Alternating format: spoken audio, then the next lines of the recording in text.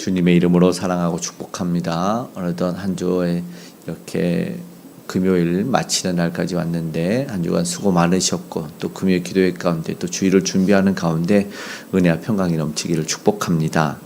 오늘 함께 본 요한계시록 18장 21절부터 다음 장 지난 19장 10절까지 말씀을 통해서 오직 하나님께 경배하기를 원하는 우리의 마음과 소원과 기도가 있었으면 좋겠습니다. 먼저는 이제 세상은 분명한 심판이 있는 것을 살펴보았지 않습니까? 세상의 큰 권세와 우리가 세속화라고 말하는 그들의 어떤 물질적 그런 또 문화적인 그런 세력들은 주님을 가리기에 충분한 현세와도 같은 세상을 우리는 늘 보게 됩니다. 어떠한 힘이건 주님이 없는 곳은 우리가 경계하면 좋겠고 주님이 있는 곳, 주님이 가라 하시는 곳에 우리도 머물기를 간절히 소망합니다. 저들의 멸망이 있으면 이제 잔치가 끝난 거죠. 대조적으로 오늘은 살펴볼 수가 있습니다.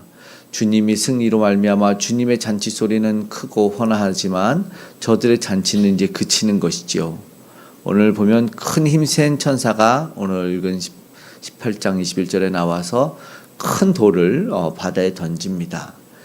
그리고 그 바다가 쭉 가라앉는 것처럼 저 큰 성 바벨론, 음료라 불리는 성은 가라앉아서 다시는 떠오르지 못한다라는 것을 비유적으로 보여주는 것이죠. 22절, 23절에도 더 이상 그들의 음악 소리, 풍류 소리는 들리지 않습니다. 그들이 좋았던 빛도 비치지 않고 모든 것이 끝납니다. 신랑과 신부의 음성도 들리지 않는다고 계속해서 말합니다. 문제는 하나님이 없는 곳은 그렇게 된다라는 것을 보게 됩니다. 이제 저들의 끝나는 잔치 소리, 결국 그들은 나는 하나님에게 잘못한 거 없다. 사실은 죄라는 것이 무엇인지는 우리가 알지만 관역에서 벗어나다는 뜻인 것처럼 하나님이 없는 것, 하나님의 뜻대로 살지 않는 인생은 하나님을 대적하는 인생을 사실은 살 수밖에 없는 것이죠.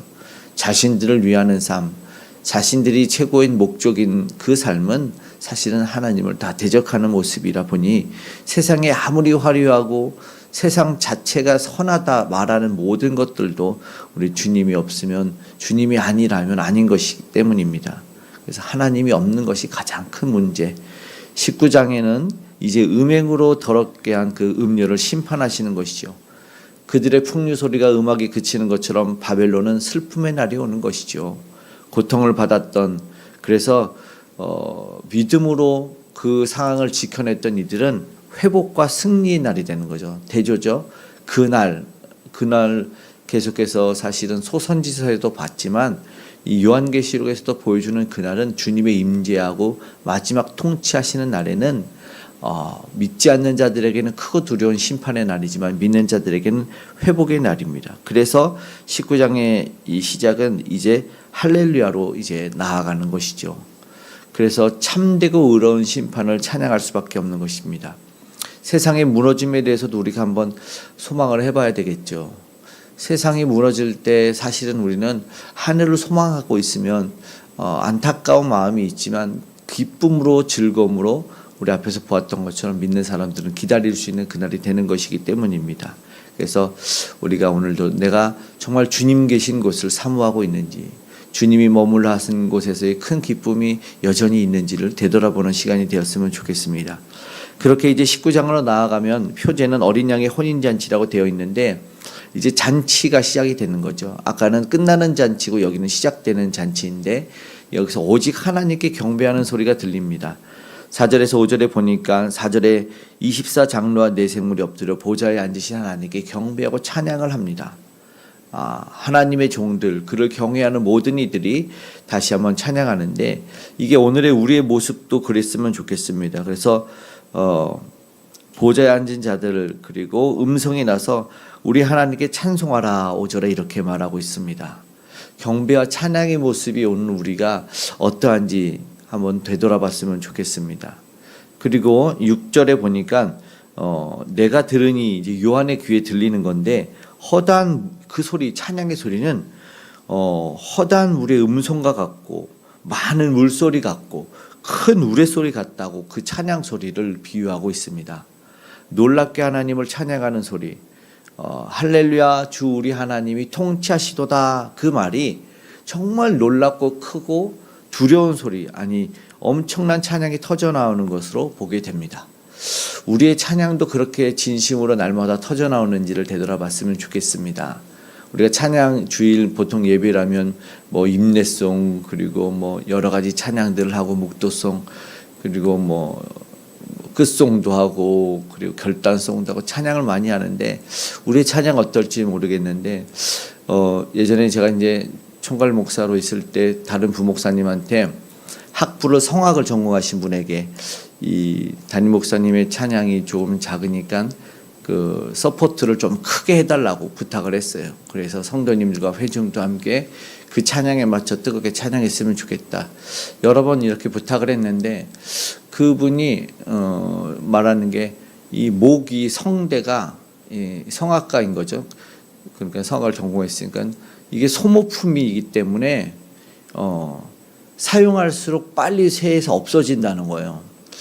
이게 뭔 말인가 참 이해가 되진 않은데 그러면서 생각이 드는 게, 이후로도 계속 생각이 나는 게, 찬양할 때마다 가끔 생각이 나는 게, 모든 세포나 우리는 다 늙어가고 쇠해지는데, 그렇다면 어차피 가만히 둬도 쇠해지고 약해지고 사라지는 것, 그 근육 그 목 주님을 뜨겁게 더 찬양하면 안 됐을까, 이런 생각이 들더라고요.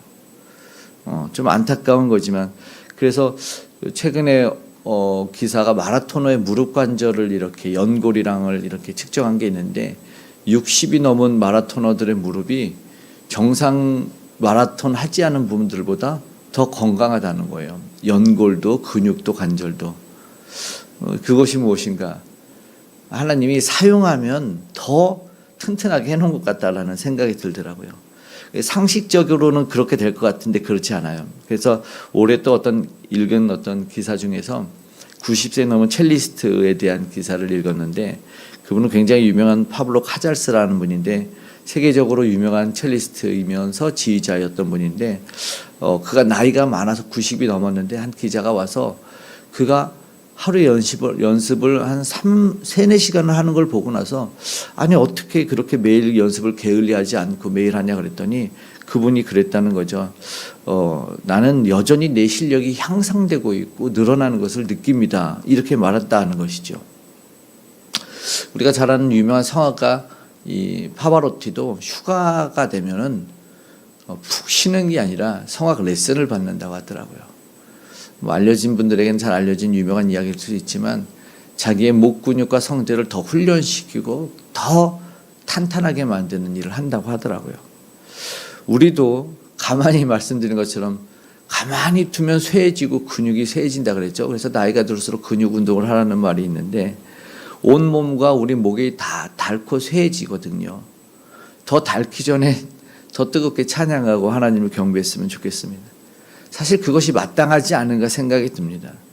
오늘 이 생명 주신 분을 찬양하는 건데 이 생명 다하도록 큰 우레소리는 못 내더라도, 오늘 본문처럼 많은 물소리는 못 내더라도 찬양이 흘러나와야 되는데, 사실 성경에 나와 있거든요.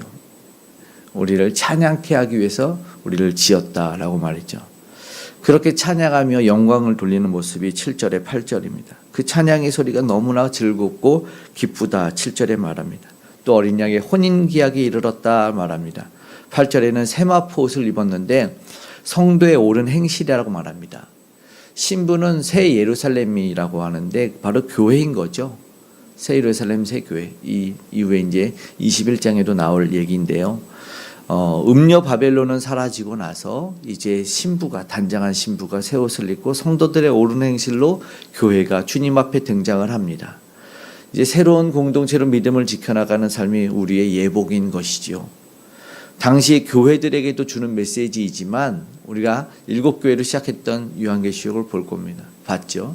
그리고 지금 오늘 우리에게도 주시는 말씀이죠. 도전이 될 겁니다. 사랑받는 신부가 되기 위해서 옳은 행실을 하기 위해서 점검을 하게 하는 거죠. 천사가 말합니다. 청함을 받은 사람들은 복이 있도다 9절에 말합니다. 주님이 우리를 불러주신 자체. 그래서 세상은 심판받고 쫓겨나서 다시는 떠오르지 못하는데 오늘 우리는 주 안에서 찬양을 뜨겁게 큰 노래소리로 찬양하는 믿음의 백성들, 하나님을 경외하고 경배하는 자들은 부름받아 그 잔치에 참여하는 거죠. 그래서 이 땅에서의 삶을 아마 위로하는 것 같습니다. 온전히 우리가 무엇을 해야 하는 사람들인지를 이야기하는 것이죠. 그래서 힘을 주는 것이죠. 우리 읽은 마지막 19장 10절에는 요한이 너무나 놀라운 그 경외함 속에서 그 말하는 자 앞에서 엎드려 경배했다라고 말하는데, 그가 말하기를 야, 너 그리하지 말아라. 나도 너와 같은 종이다 말하는 거예요. 여기 착각이 있었던 거죠. 사도 요한이 이 인생 한 90년 정도 살았을 때로 보여지는데, 그가 실수를 했어요. 천사에게 경배를 하는 거죠. 그랬더니 나에게 경배하지 말라. 나도 종이라 합니다. 요한도 실수하는데 우리도 실수할 수 있을 것 같아요. 그러니까 조금 화려하고 조금 위대하면 우리가 사람 앞에 엎드려 경배할 수 있는데, 그렇게 찬양할 수 있지 않습니까? 세상 노래하고 사랑하는 여인, 사랑하는 사람에게 세레나데를 하지만 우리는 아니요. 하나님에 간 오직 경배하라. 오직 하나님께 경배하라. 이 메시지를 들었으면 좋겠습니다. 오늘 나온 말씀입니다. 자신도 같은 종이다라고 10절에 말하죠.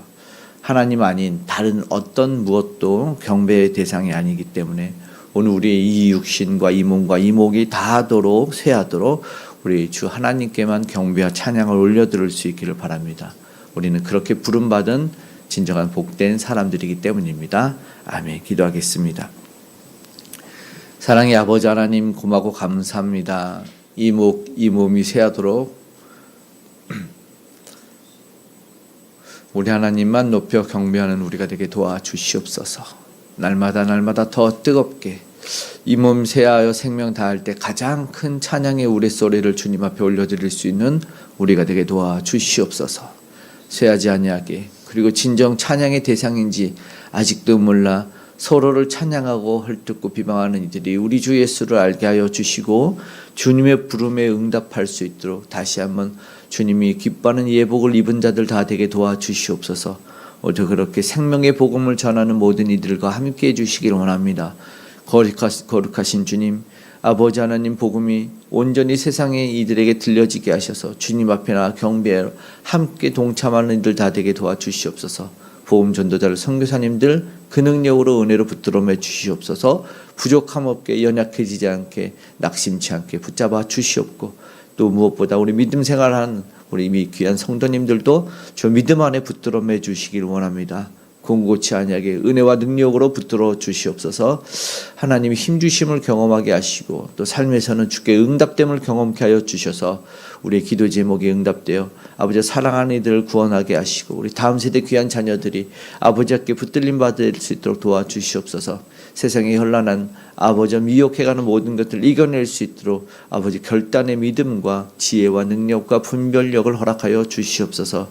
이 나라의 유정자들도 하나님을 경외케 하시고 악법을 합법화하지 아니하도록 도와주시고 폭력의 우상도 무너져 내리고 우상이 떠나가 하나님 온전한 복음의 통일이 일어나는 날 속히 허락하여 주시옵소서. 세계 열방도 이제 분쟁, 다툼, 미움, 시기, 질투, 총을 내려놓게 하여 주시옵고 모기도 내려놓게 하여 주시옵소서. 국제전세, 아버지의 사회, 이 나라 이 민족 하나님의 평화를 경험케 하여 주시기 원합니다. 오늘 믿음의 백성들 어디에 있든 무엇하든 동행하여 주시고 그 자리 그곳이 복된 자리가 될 수 있도록 응답하여 주시고 동행하여 주시기 원합니다. 안전으로 지켜 보호하여 주시고 평화를 허락하여 주시기 원합니다. 함께 하실 줄 믿고 감사드리며 고마우신 예수님의 이름으로 기도드리옵나이다. 아멘.